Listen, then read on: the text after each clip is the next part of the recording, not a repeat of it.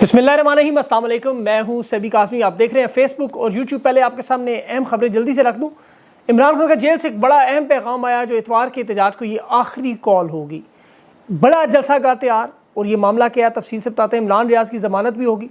सदर के इलेक्शन का मरहला जारी है। दो बड़ी जमातों जमात इस्लामी और JUIF ने सदारती इलेक्शन की वोटिंग का बाइकआउट। खान के नारे आज हर तरफ गूंजते रहे। गंडापुर के खिलाफ दरख्वास्त भी जमा। मरियम नवाज का शंदाना में बड़ा खतरनाक वार। इसकी मैं तफसील आपको बताता हूँ कि अब खैबर पख्तूनख्वा में मरियम नवाज पर भी पर्चे होने जा रहे हैं।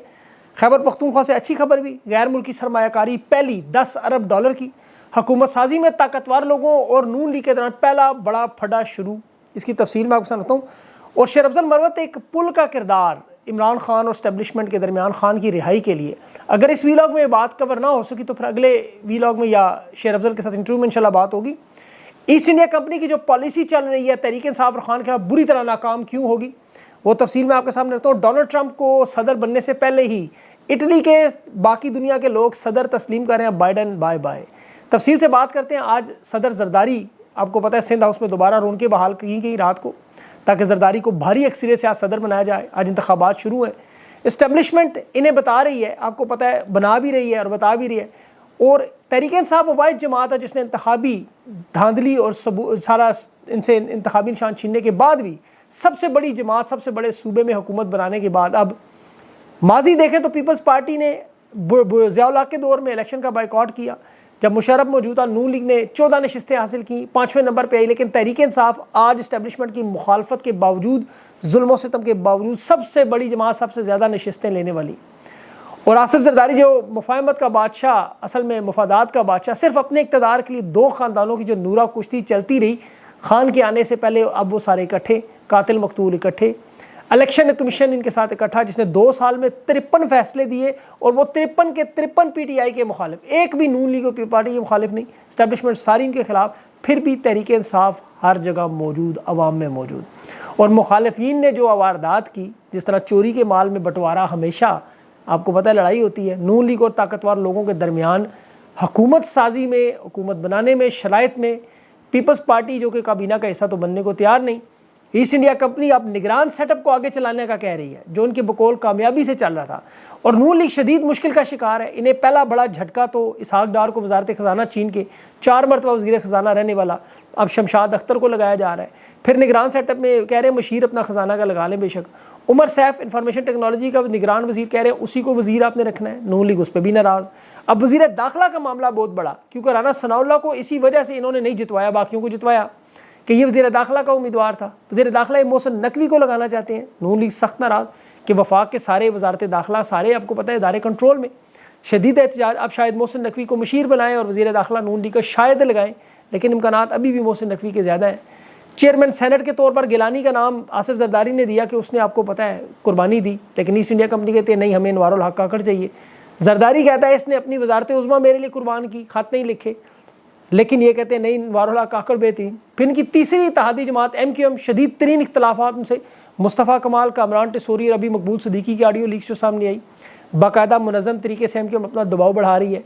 गवर्नर सिंध का ओहदा नसीम ज़हरा को लगाना चाहती है ईस्ट इंडिया और MQM कामरान टिसोरी को। MQM यहाँ भी शदीद नाराज़। अब ये ज़बरदस्ती की शादियाँ कांटों की सेज पर इक़्तिदार बनाएंगे। जैली मैंडेट फॉर्म 47 वाले उछलने की कोशिश की तो कमिश्नर चिट्ठा जैसे एक बयान आया, सारे के सारी सीटें इससे खींच दी जाएंगी, पंजाब इनके हाथ से छीन लेंगे, फॉर्म 45 वालों की जीत का ऐलान कर देंगे, ट्रिब्यूनल में केसेस हैं। अब नून लीग और पीपल्स पार्टी और MQM तीनों को लेटना पड़ा, लेकिन नाराज़ है सख्त कि बच्चा पैदा हुआ नहीं नाम पर पहले लड़ाई झगड़ा शुरू।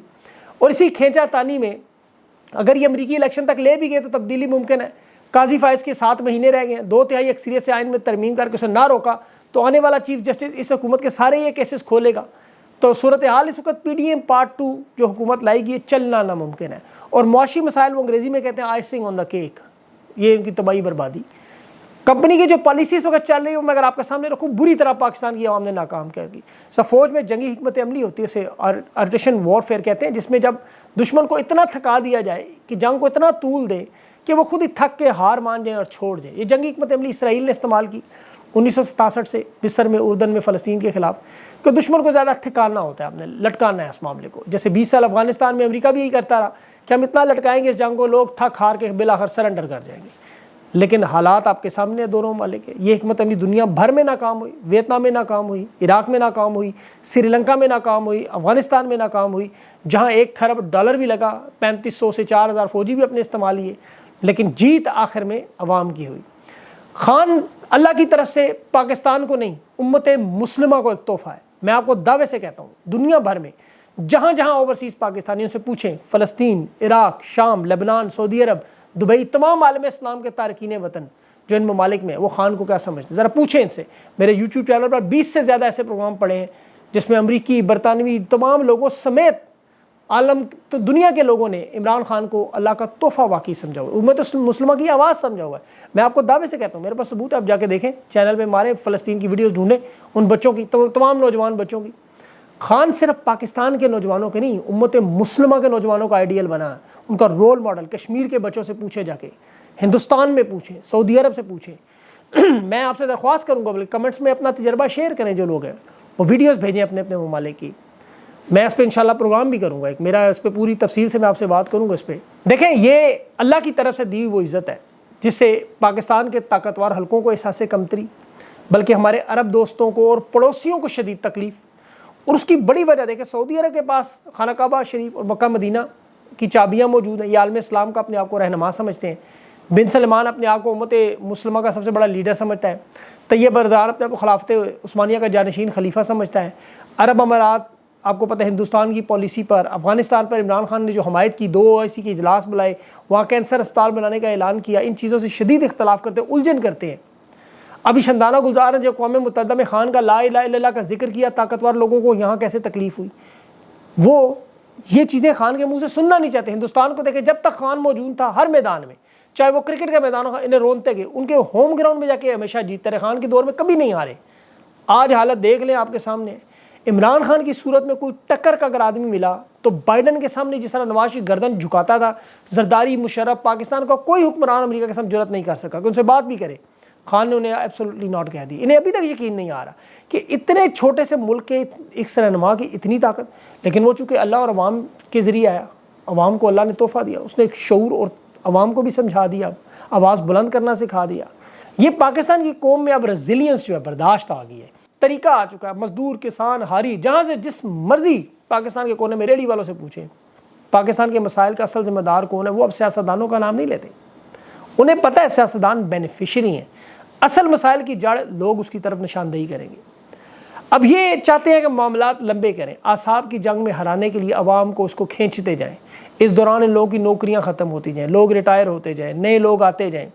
ادارے میں میرا ذاتی خیال ہے نئی سوچ بھی آتی ہے. ماضی میں جس طرح ہوا ہے, ایوب خان کی پالیسیاں, سر جنگ, خارجہ پالیسی ملک میں بدلی, سب جب ضیاء الحق آیا وہ اسلام کا نظریہ لایا, سب کچھ اس نے بدل دیا. افغان جنگ, سوویت یونین کے خلاف, بھٹو کے خلاف کریک ڈاؤن, پیپلز پارٹی پر ظلم و ستم. لیکن ضیاء الحق کے جانے کے بعد اسلم بیگ آیا, اس نے بے نظیر بھٹو کے ساتھ نہ صرف ڈیل کی بلکہ وطن واپس آنے بھی دیا.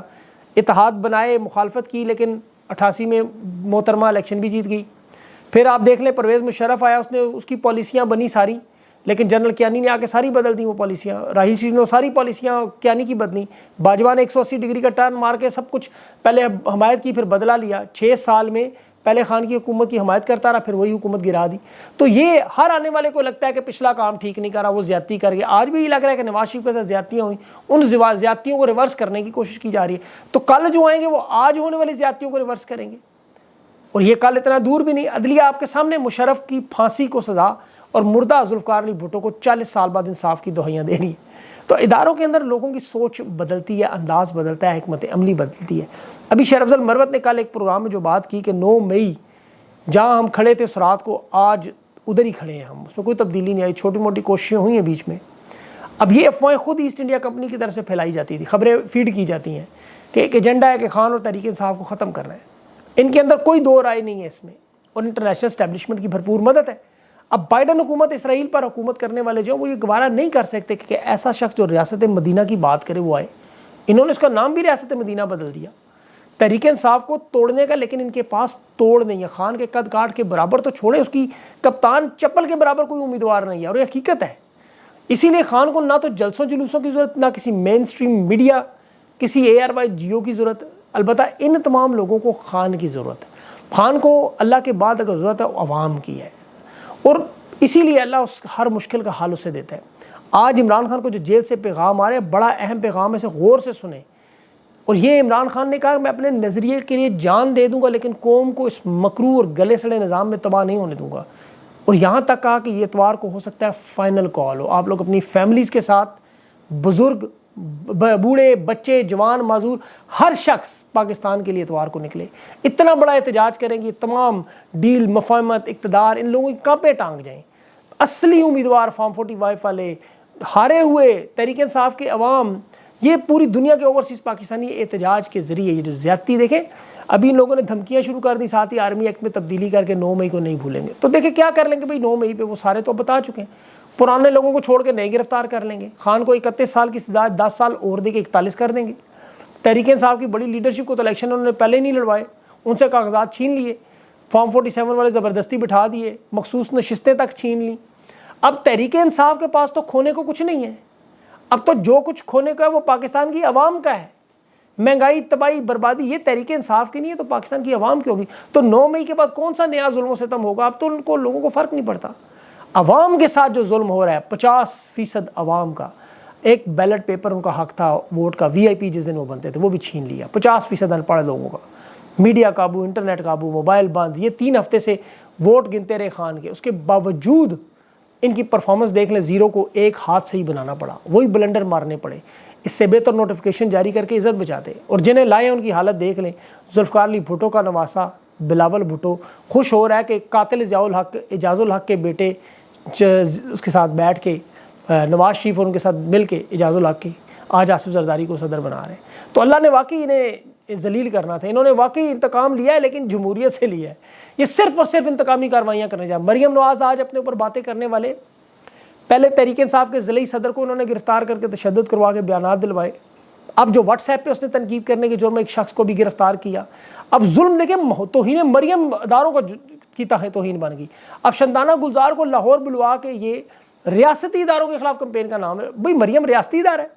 14 مارچ کو لاہور میں انہوں نے بلایا کہ جی آڈیو لیک کا الزام لگایا، آڈیو لیک آن ریکارڈ موجود ہے، توہین مریم ایک جرم، اندازہ کریں۔ خیبر پختونخوا میں علی کا امین گنڈا پور کو بھی چاہیے وہ مریم نواز کے پرچے کروائیں پھر اس طرح، لیکن وہ اپنا دھیان اس وقت عوام کی فلاح و بہبود پر، ابھی ایک غیر ملکی وقت پہلا جو $10 ارب کی انویسٹمنٹ کی بات چیت ہو رہی ہے، اس کی انشاءاللہ تفصیل میں انٹرویو میں ان سے پوچھ کے ساری آپ کے سامنے رکھوں گا، لیکن مریم نواز کا ذکر بڑا ضروری ہے۔ ان کی دیکھیں ویڈیوز دیکھ کے فکری انداز میں ایک حقارت اور بدبو آتی ہے ان کی دیکھ کے ویڈیوز، یہ روزانہ دیکھتے ہیں ہندوستان کے، وہ گوگل کے چیف ایگزیکٹو کو بلایا، کو مائکروسافٹ کا انڈین ایجاد چیف ایگزیکٹو آیا، یوتھ سے باتیں کر رہے ہیں، یا مریم نواز یوتھ کے بجا، اندازہ کریں بھئی معیشت کو کیسے آگے نکلنا ہے۔ وہ آکسفورڈ میں پڑھنے والا، بریڈفورڈ یونیورسٹی کا چانسلر، آکسفورڈ یونیورسٹی کا بھی وائس چانسلر کی نامینیشن کا نام بھی، جس کا نام عمران خان، وہ نوجوانوں سے بات کرتا تھا، پتہ چلتا ہے، نکالیں تقاریر دیکھیں ذرا اس کی گفتگو۔